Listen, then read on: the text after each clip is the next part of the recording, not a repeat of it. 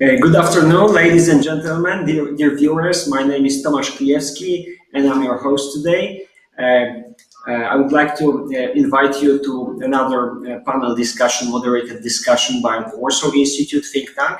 And today we are presenting you the event made in collaboration with Migration Research Institute. We have a special guest with us today. Szabolcs Janik, Deputy Director of the Institute. Hello. Good afternoon. Good afternoon. Thank you. Good afternoon, Tomasz. Thank you for having me here. Yeah, it's great to have you here. So Deputy Director Janik is a political scientist. He's doing his PhD studies at the Corvinus University in Budapest. His dissertation topic and his interests are connected with the Visegrad group V4 countries in Central Europe. Previously, he was a diplomat, right? You've been working. Not exactly. I was an analyst at the Ministry of Foreign Affairs and Trade here in Budapest, so that's not definitely true. I see. Anyway, I was working in foreign affairs. Yes, so that's great. So we have a common diplomatic experience, I see. Mr. Janik is also involved in analyzing the economic and political impact of contemporary migrations in the European Union. So today's topic is migration challenges for the EU. V4, so Visegrad Group perspective, and we would like to bring you some facts and opinions related to this important topic. So now let me proceed to a series of questions. Szabolcs, if you could tell us why the Migration Research Institute was created, when this idea originated from, and why do you think it's important to provide this another view on this important subject in the European Union? So thank you, Tomasz, once again for having me here today. Well, our institute was founded back in 2015, in autumn, naturally, when the peak of the migration crisis of Europe could be witnessed. And as you might remember, and our dear audience might remember, Hungary was largely impacted by the migration wave to Western Europe, which was a completely new situation and a new experience for the country, because such large movements of people were not very common in the region or in our country itself. So that's why some academic interest emerged in the topic, and two foundations decided to establish our institute, which I joined a year later, though I'm one of the oldest staff member actually of the institute, but I wasn't there from the beginning.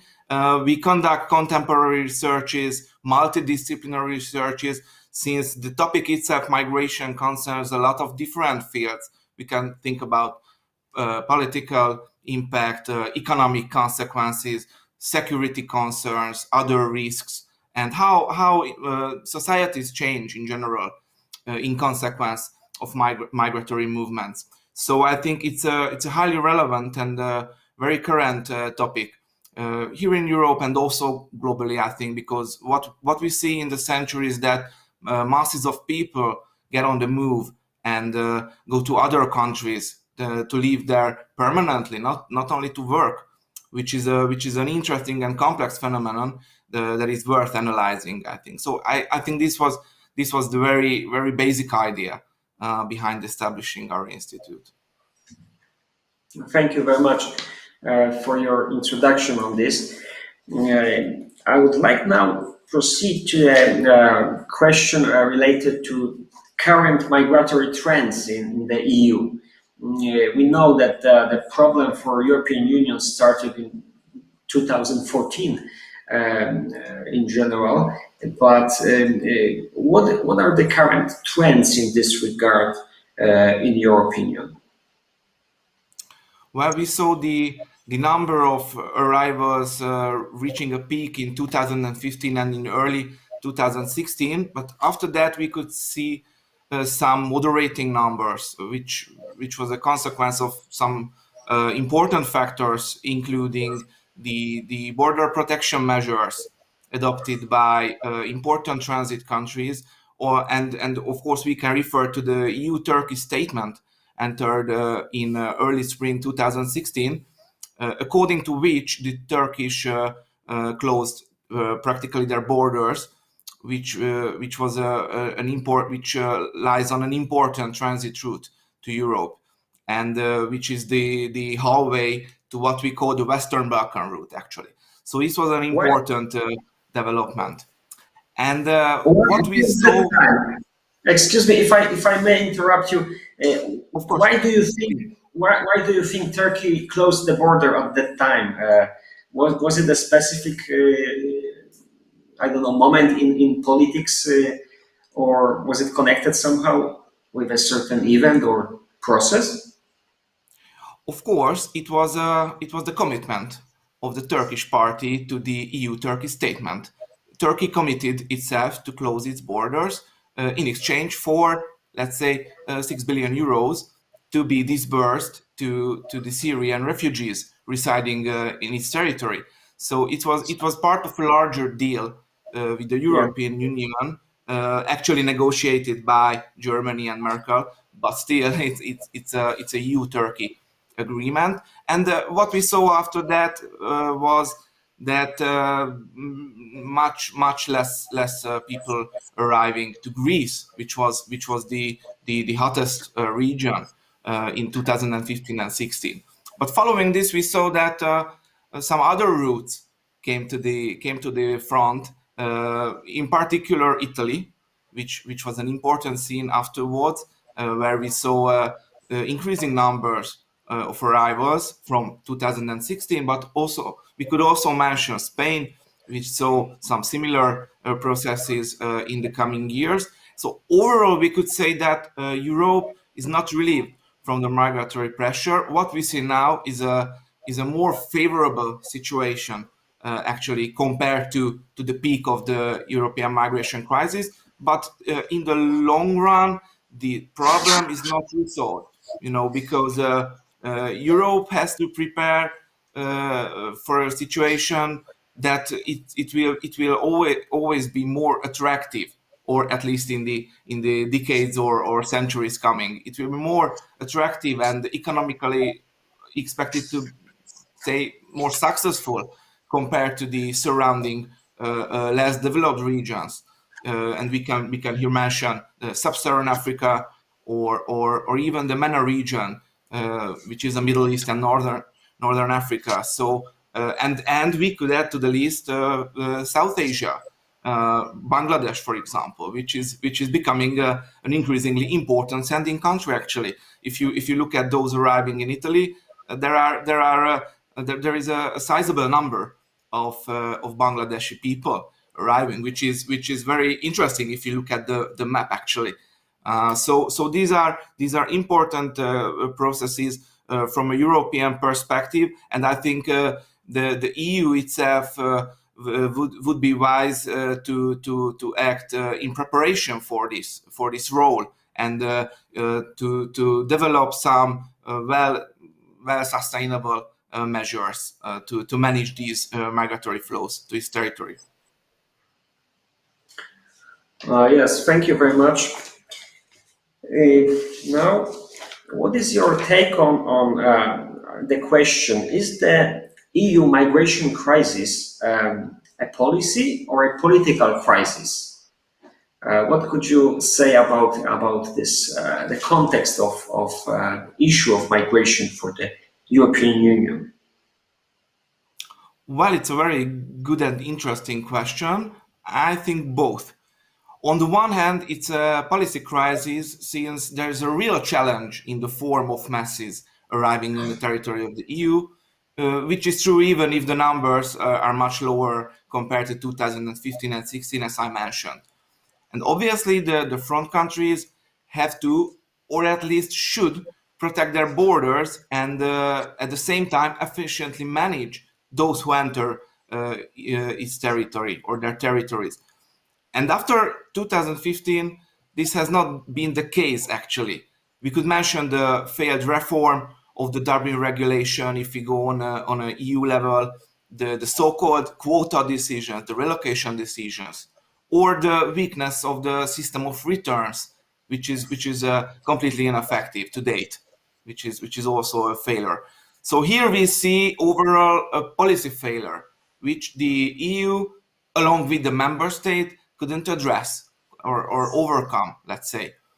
But at the same time, it's also a political crisis that paralyzed the EU, since we could witness clear-cut cleavages, which became manifest between specific groups of member states.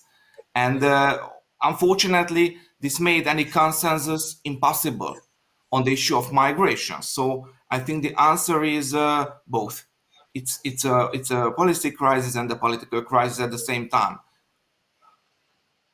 Yes, back in 2014, do you think we could do more in terms of reaction, effective steps of the European Union and its agencies to help member countries the most affected by the crisis, like Italy, Greece at that time? And I'm talking about Frontex and other EU services which are supposed to deal with this issue. Yeah, that's correct to appoint the year 2014 actually as a starting year, because Italy, in the very first place, Italy was the country, the front country, which witnessed a large influx of migrants compared to previous years. But the peak was undoubtedly 2015. And if one can recall the public discourse or the political discourse in the EU, well, I personally I cannot say too much signs of this or the topic appearing on the agenda actually, which subsequently we can say was a failure of the EU as a whole. Even if it was mentioned, it wasn't emphasized that much, or didn't. Or any meaningful policy measures didn't follow. Actually, we had the migration agenda, the migration strategy already in place in mid 2015, as far as I can remember. But anyway, this was not in the forefront of the strategic thinking of the EU or the member states, which we could say was a failure. But if one can recall, also early 2015. It was Hungarian PM Viktor Orban who brought it on the agenda of the EU, or at least say our region and the Hungarian public discourse, some kind of agenda setting function. But he was actually right. Something very devastating and challenging came in the same year, already in the summer. I can recall the happenings, the events at Budapest Keleti railway station, where thousands of people were actually living in their tents and waiting for the chance to continue their routes to Western Europe. And these were very challenging and hard times. And the Hungarian Prime Minister already warned the community of such danger, because we had the underlying conflict in Syria for more than 4 years that time. So I think there were some clear signs, but the EU as a whole, EU as a community, a political decision-making body or organization failed in this regard, unfortunately, and didn't prepare actually for what was to come. Yes, thank you very much.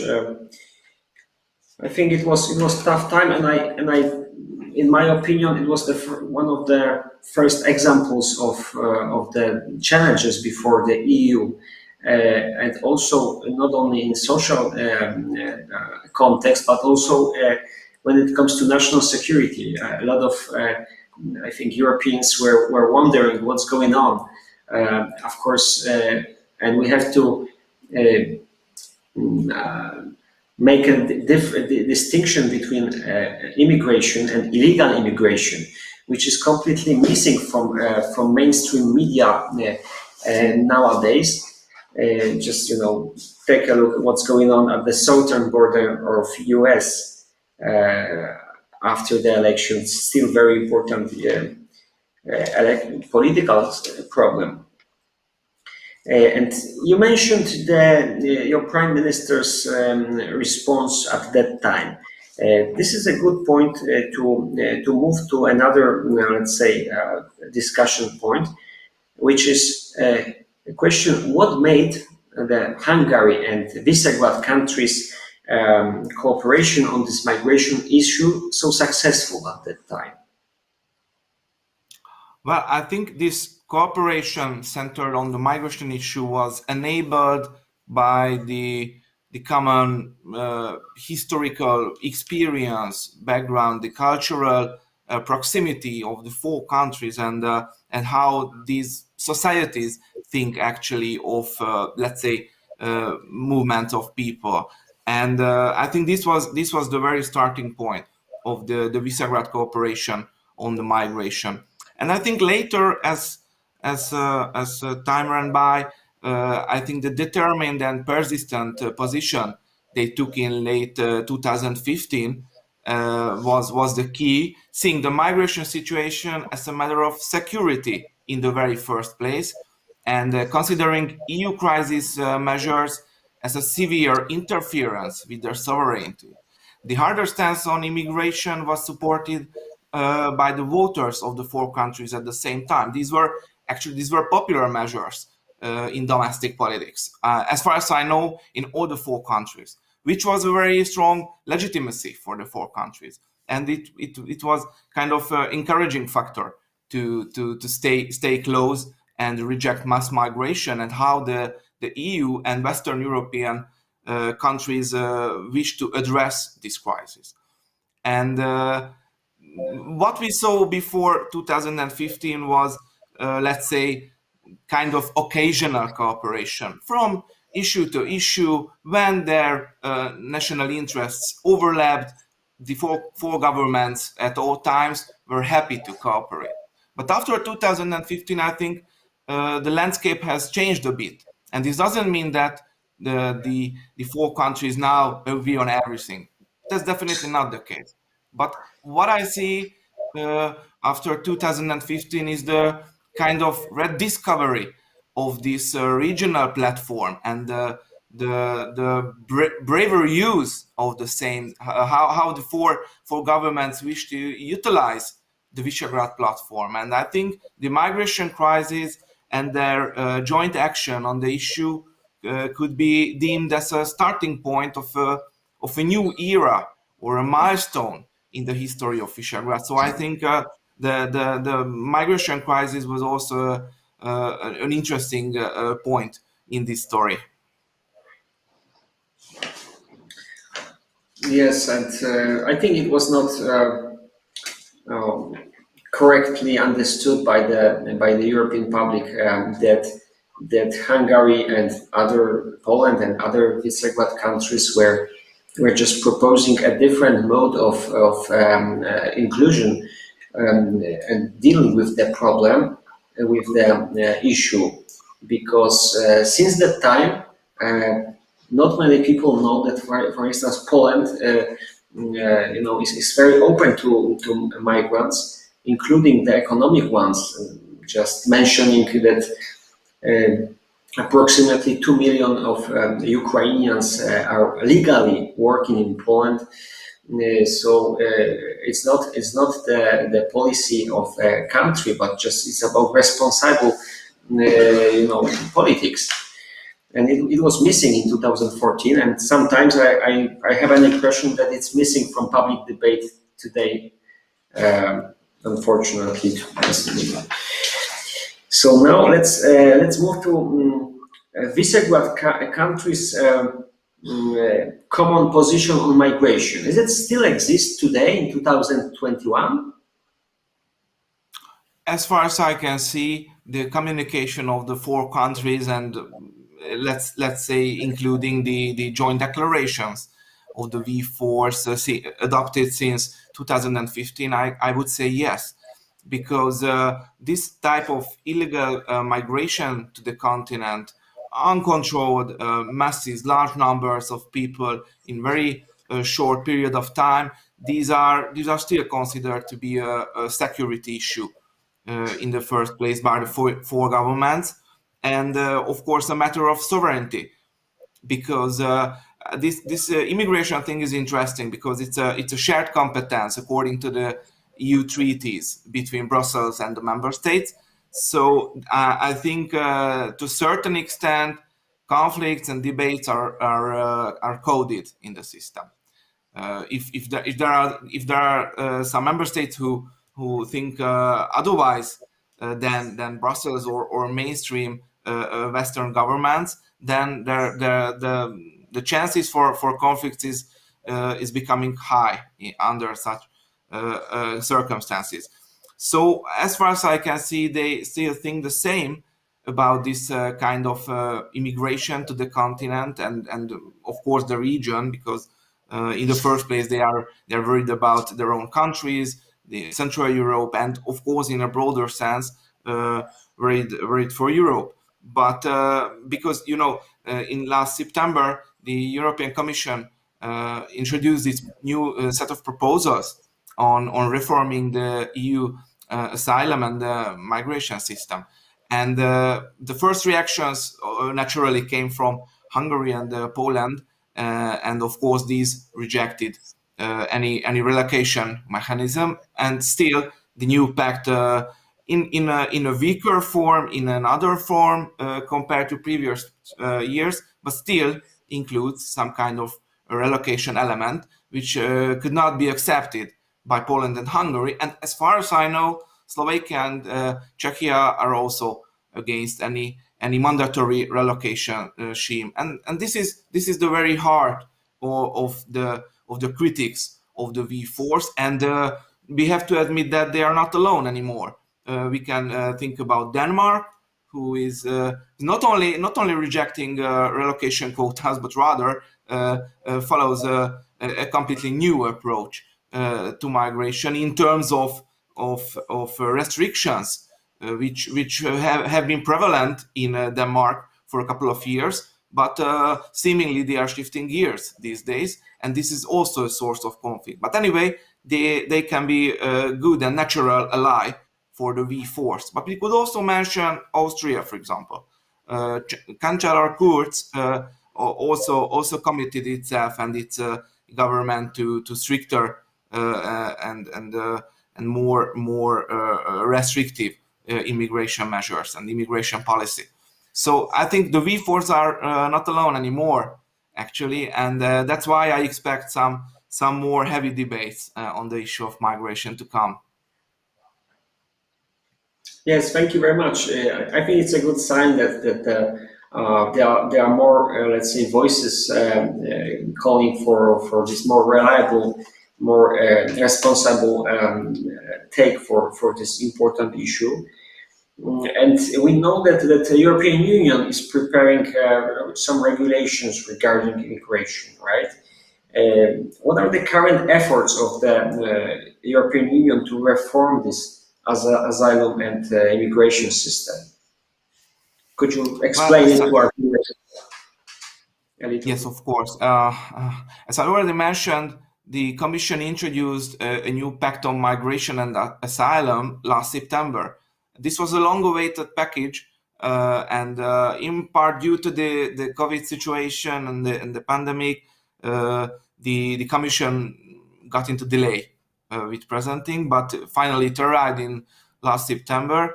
And well, this is rather a set of proposals, legislative measures. It includes 9 different legislative measures, and we can find some very interesting ones. I'm sure you'll ask later about these. But what we saw is that these new elements in the pact were not performing too well on the agenda. I mean that no significant progress could be identified since last September, which is a clear failure, or at least it sheds light on how dividing the issue, how conflicting the issue is still today after 2015. And if we look at the presidencies, not the Germans, not the Portugals were able to make any progress in the Council on the pact. So it seems that it's going to be the Slovenians who are expected to show some progress in the issue, but I think they are not in an easy situation at all, since we know the circumstances and the underlying events in 2020 and 21. So there are other challenges on the table, but still migration is recovering, let's say, or making its way back on the EU's agenda, since as I mentioned in my answer to your first question, there is an increasing number of arrivals here in Europe. So I think the topic itself and the problem itself will come to the stage again, and politicians even in Brussels will have to deal with it. But still, the starting point could be the Commission's new package on the table, and it's an exciting question whether there will be any progress possible, because the pact itself is a result of a number of compromises. It's trying to say something favorable for those who are taking a more restrictive position on immigration, and also for those who still treat it exclusively as a humanitarian crisis. So unfortunately, what I personally feel when reading the text of the legislative proposals is that somehow the Commission's experts got lost in seeking the consensus, and the result still remains rather dividing. And that's what the very first reactions from the V4s confirm, in my understanding. So overall, I'm a bit skeptical whether this migration agenda will move significantly in this year, though according to the Commission's original schedule, some very important elements of the pact should be adopted this year, actually. And what I see is that the EU and the member states are rather far away from this. So we will see. Yeah, it's very interesting that the European Union is still pursuing this agenda, which was so controversial almost 7 years ago. But this long-term planning is really impressive. Do you think you could tell us more about what contains, what are the main points of this pact and proposal? Could you elaborate a little bit about this regulation proposal? Yes, of course. As I mentioned, there are 9 legislative instruments, some of them amending already existing EU law, while others foreseeing the establishment of some new ones. Actually, there are many interesting things in the text, but I would highlight 2 different measures. The first one is a new screening procedure to be introduced at the external borders of the EU for third country nationals. And according to the ideas of the Commission, this would be designed to ensure legal entry into the territory of the EU. It is intended to be a hallway to the ordinary asylum procedure, including health check, identification of those arriving, registration of their biometric data, and their security check. And these all sound very good and useful. But I think the devil is hidden in the details, also in this case. And getting back to the procedure, it would have 2 potential outcomes. First, a person concerned could be found either eligible for lodging an asylum application, or rather, second, ineligible for lodging an asylum application. In the former case, when the given person is entitled to submit an asylum application, the person concerned would go into the normal channel of the asylum procedure and would submit his or her own application, and the competent authorities would decide whether the given person qualifies for any international protection. In the other case, when according to this new procedure the given person would be rejected, then this person should be actually returned to his or her home country. And in order for this new screenings procedure, the competent authorities would have 5 days to conduct, and then it should be decided. And more interestingly, this would be conducted outside the territory of the EU country, somewhere near the border, in the border region, but still not on the territory of the given member state who assesses and examines the application of the given person. Well, this is an interesting thought, and not far away from the hotspot concept elaborated or recommended, among others, by Hungary in recent years.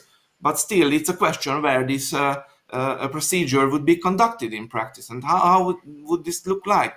Why would those arriving irregularly at the external border of the EU sit there and wait, or use this channel instead of crossing the border illegally if they had a chance outside the scope of the authorities, illegally as the term refers to it? So I think this is an interesting idea, but still, if it's not combined with the effective protection of the borders, then it's let's say useless, or doesn't it will not reach its goal actually. So it's like having one leg without the other leg.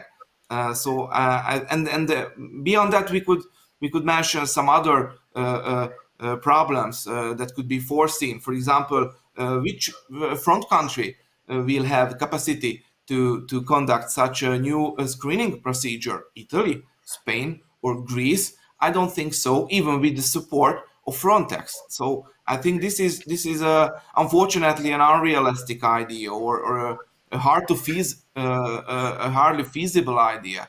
And this is only one element, and not to talk about the new system of solidarity, the new forms of mandatory solidarity. That's how the legislative texts refer to it, which prescribes some mandatory forms of solidarity for all the member states, including the quota, the relocation mechanism. So I think there are some serious problems and questions whether the pact and its rules included could be put into practice. Actually, of course, if it could be adopted, but we are very, very far from this. But still, these are worth analyzing and thinking about them. Yes, you're right. I mean, this is. But why do you think EU put this point of the regulation in place when it's no, let's say, feasible? It's not connected with any practical implementation mechanisms. I don't know. Maybe was it to appease critics of illegal immigration within the European Union? Well, in this regard, I am optimist guy, because I'm happy to see that the EU actually responded to some of the concerns shared, for example, by the Visegrad countries, and I think this is let's say kind of adapting to experience, because what we saw after 2015, that masses of people abuse the right to asylum, because many thousands of people came into the continent, lodged their asylum applications, and turned out to be ineligible for any international protection.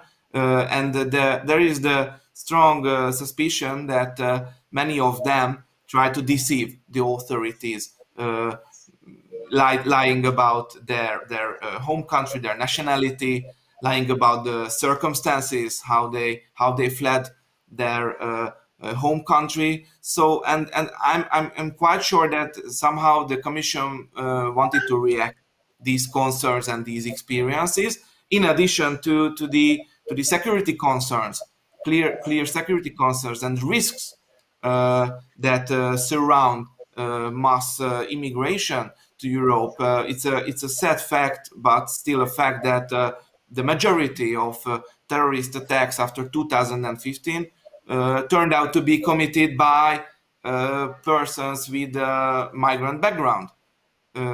Either illegal, either legal, still they turned out to be immigrants in Europe, which of course strengthened the narrative, the standpoint of the Visegrad countries and other member states who consider immigration to the continent as a threat rather than an opportunity or a humanitarian issue.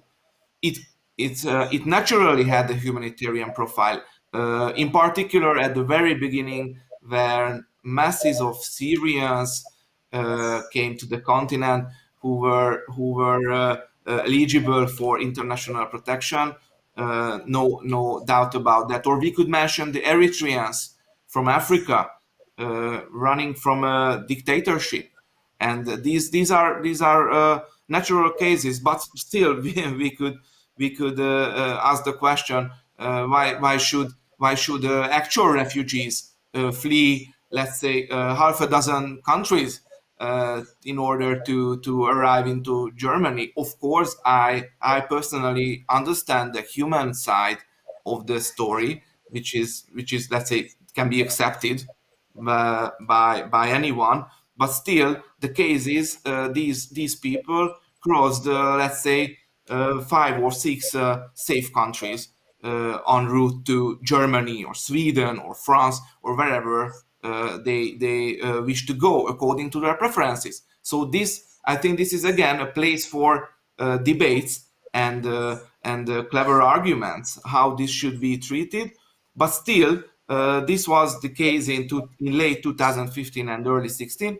But after that, what we saw in particular was the inflow of economic migrants who try to exploit and join the wave of actual refugees to Europe. And I think this was a kind of new phenomenon. And one can remember when in 2015, after Merkel's famous sentence and communication, everyone turned out to be Syrian. Oh, what a surprise at the borders of Europe in Greece. Oh, everyone is Syrian. Of course, come in and you will be granted international protection. So I think the Commission's diagnosis or reaction in the form of introducing a new screening procedure at the border is a justified effort or something we can appreciate. But still, I think it's kind of a good idea, but in its current form, nothing more than that. Szabolcs, thank you very much. I think you made very good point. I think that it's not mainly about the desire of economic migrants to migrate, to move across the continents, but just we should focus on our, let's say, systems preventing these illegal immigrations, because migration phenomenon has been known in the history of humankind for centuries. But just if we treat our, let's say, national security seriously, we should we should just respond with ineffective measures. I mean, it was not foreign, military invading Europe, but it was they were migrants on boats, right? So it's like incredible how vulnerable we were. And if we could discuss a little bit the Visegrad countries' approach to the EU pact, and do you think that V4 countries can they accept the new pact in the current form proposed? What's your thoughts on this? Well, regarding what I've just said, the answer would be no. But that, as far as I know, all the four governments, prime ministers, somehow expressed their concerns about the new pact, and in particular Hungary and Poland. But as I also mentioned, they are not alone in this regard, and I think they will stick to their previous ideas and positions, namely a more restrictive approach followed on migration. And just I'm thinking of what you asked previously. Well, there's so much confusion on the issue of migration, also here in Europe, also in the EU's official terminology, because what we see is that they found us this irregular migrant or migration category, or at least they adopted it and use it. But still, what we saw here is a large confusion. We have everyone lodging an asylum application, and but the most people behind those applications are actually economic migrants who wish to legalize their entry by submitting an asylum application, which is a nonsense, and I think it's highly unfair to those who are actually in need of international protection.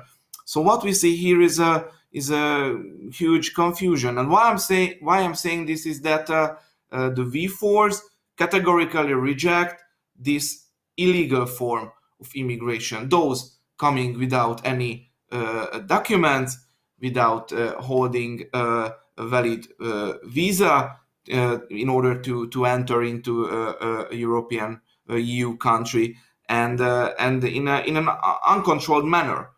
And bearing this in mind, if we take a step forward and talk about legal immigration, then we can continue or conduct other debates, whether it is good, whether it is necessary to let in large number of third country nationals for economic purpose, for labor purpose, for studying here in Europe, or simply as tourists, which is also a category of migration still a much shorter for a much shorter period. But still, these are very valid questions, and as long as we cannot answer the question of illegal immigration to the continent, then we cannot proceed to speak about these highly relevant questions anyway, and not to talk about the Schengen migration, or migration within the Schengen area, which is one of the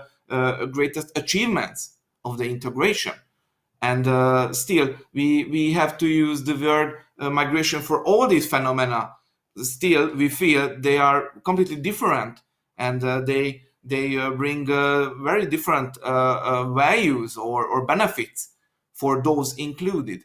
So I think we should somehow rephrase our terminology and concepts on the issue, and once we will talk the very same language, I mean, we the V4s, we the Hungarians, with Western Europeans, then I think we could take a large step towards each other, which would be, I think, a very big necessity in this case, and it wouldn't be so hot debate between these two poles of the European Union. Yes, Szabolcs, do you think that V4 can impact somehow the decision-making process in the EU institutions regarding this migration, let's say, our approach to migration? Well, I think yes. According to the experience of recent years, absolutely, absolutely. I think this has two larger channels how this could work. The first one is, of course, formal decision making. In the first place, in the Council. In the second place, in the European Parliament. The four countries can have an impact, a more direct impact, naturally in the Council. Because if they can collect some allies on the issue, they can even block qualified majority decisions. That's possible with some major allies for some votes in the council.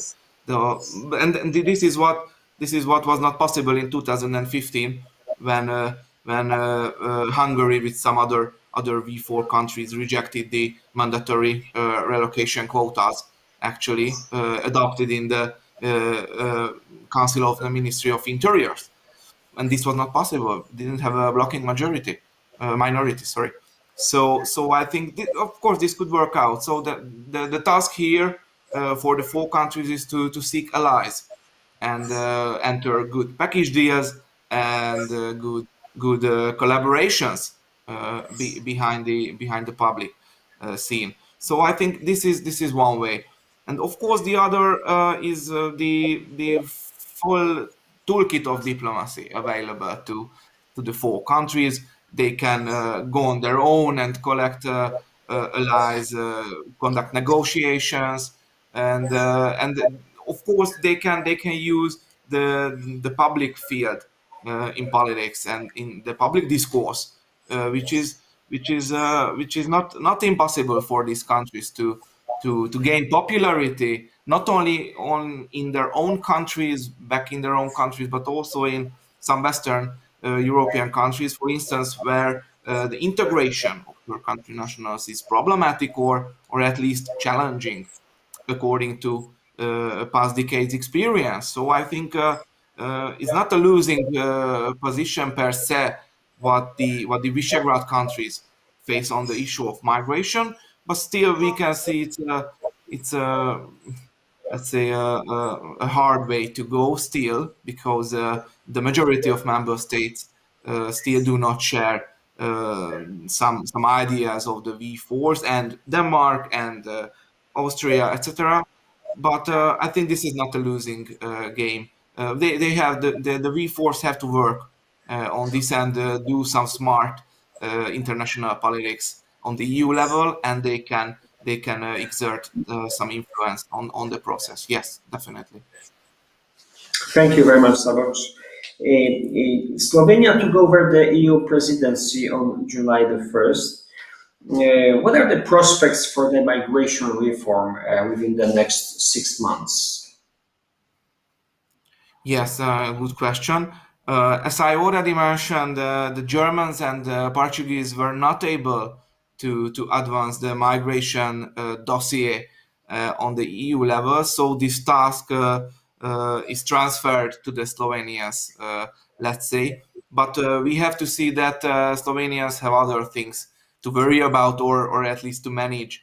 The most natural problems are the relaunching of the European economy, making the EU more resistant to health and other crises.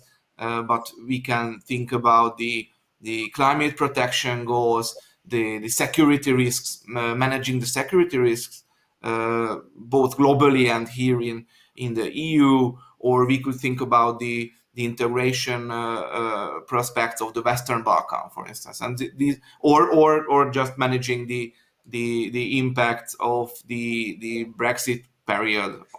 So I think there are tons of issues on the table for the Slovenians, and definitely migration is among them, but there are also others at play. So I think the Slovenians had not imagined such a presidency, but still this is their turn, and they have to perform well in this situation. And I think, more interestingly, the fact that a Central European country took over the presidency could be in itself advantageous for the region, for the Visegrad countries, because I think Slovenia better understands the idea, the way how the V4s think here in Central Europe, and they could do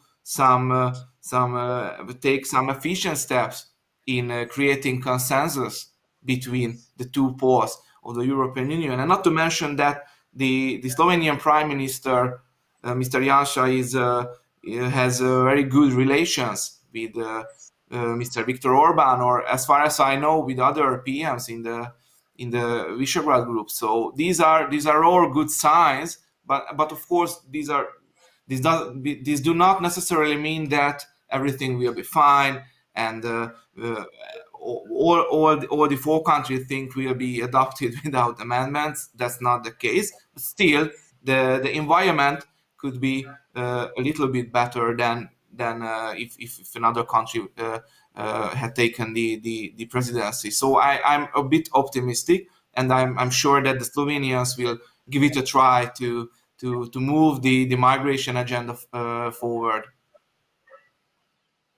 Yes, thank you very much, Szabolcs. Yes, we'll be observing the Slovenia's policy in the EU in this regard. And now let's talk about at the end about Hungary and presidency in V4, recharging Europe. This is the main, let's say, motive of your presidency, right? Yes, absolutely, and I personally like this slogan because I think it well reflects the challenges ahead and the tasks that need to be performed by the Hungarian presidency itself and the four countries. I think here we cannot see too much difference compared to the Slovenian EU presidency, because the challenges are the very same in a number of aspects. I think the Hungarian's task now is to ensure an efficient coordination of V4 interests and positions on the mentioned policy and political issues. In the very first place, of course, the relaunching of the economy and fighting the negative consequences of the COVID situation, which is very important now. And of course, this is the basic framework also for the V4s, no matter which country actually takes over the presidency. But I think Budapest has a good chance now to advance its agenda and to move forward the interests of the V4s. And I think it will basically depend on how effectively the four countries will be able to elaborate common positions in Brussels, and how attractive their proposals or their positions will be among other member states. So I think this will be the key once again. This is international politics, diplomacy, cooperation, so nothing new here, just business as usual. But I think this is a very crucial time when the Hungarians return to the V4 presidency. We will see how much they will be able to impact, for instance, the migration agenda of the EU. Yes, so let's recharge Europe. Our time is running out. Thank you very much. I would like to thank very much our viewers, listeners, and supporters. Thank you very much, Szabolcs, for your time and participation. Yes, migration, dear viewers, ladies and gentlemen, migration is a hot topic still in Europe, not only here but also in US. I recommend you the Migration Research Institute webpage, where you can find a lot of information showing the real side of the challenge we face. And the challenge, I mean, absolutely, I think, not necessary. This is something, I mean, this should not be a problem in 2021 for Europe. For European Union, we have many more important questions to deal with, including national security questions, the serious ones. So I hope that this will be solved soon with contribution of responsibly thinking EU members like Hungary and Poland. And ladies and gentlemen, we would like to thank you again and see you in our next online interview. Have a good afternoon. Thank you very much. Thank you. Goodbye. Thank you so much.